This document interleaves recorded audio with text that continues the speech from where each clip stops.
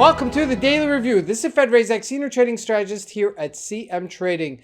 And today is June 28th, 2023, and today is Wednesday morning. So looking at the highlights of the day, the U.S. market's bouncing back. But first, no major economic events scheduled for today. But as we look at the various markets, starting out with the Forex symbol, the Turkish Lira continues to drop versus the US dollar to 26 liras per dollar. Now looking at the US markets, the indices did bounce back, both the Dow Jones and the NASDAQ. Now looking at commodities, gold and oil flirting at the bottom of support.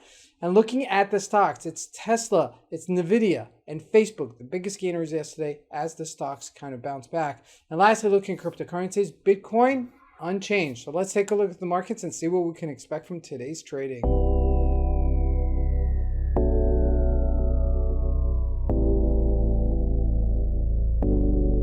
So we're going to start with the Turkish Lira, and it's at 26 to the dollar. There's not much to say here. It's just orbital. It's just literally vertical. It's not even, it's just a spaceship.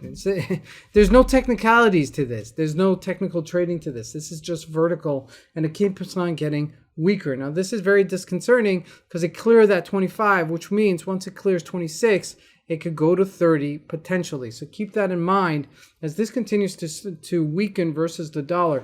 Now looking at the Japanese yen, also gotten a little bit weaker versus the dollar. If we look at a 4-hour chart, this is a perfect chart on the upside. Then you can just step away from it and just look at it crescendo. Now it's at 143.90-ish level, which means it's almost at 145-ish level, which means that it's getting closer to that 150-ish high that we once had.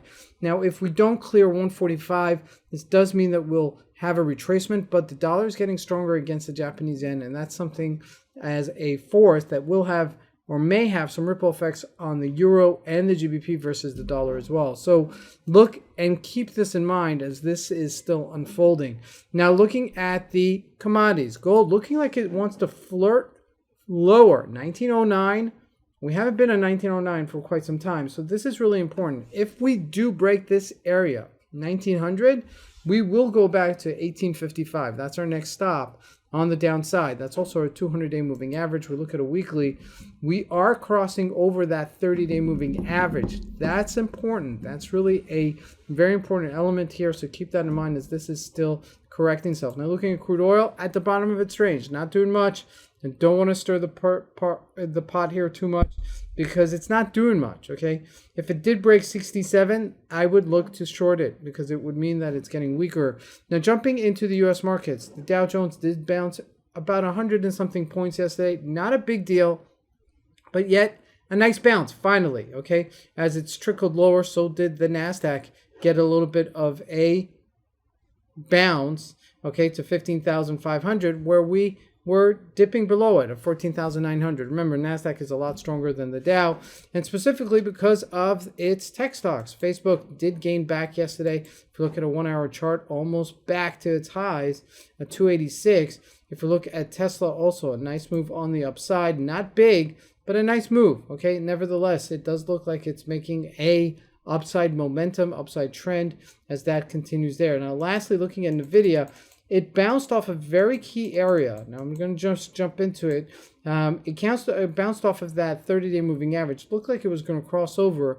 From 400 was its support to 1418. That's a pretty decent move with 1 day of trading as it make some comeback. Now, lastly, looking at Bitcoin, not doing much. Okay, 30,430, just hanging out. That's showing it's steady. Doesn't mean it's going to sell off, doesn't mean it's going to go higher, but it's just letting us know that it's valued at this area, so it's decently placed. Now remember, we are summer trading, so this is really going into a holiday weekend going into next week, which is July 4th. So I do expect lighter than expected volume, so keep that in mind. This is Razak. I want to wish you guys a great trading day. Thank you.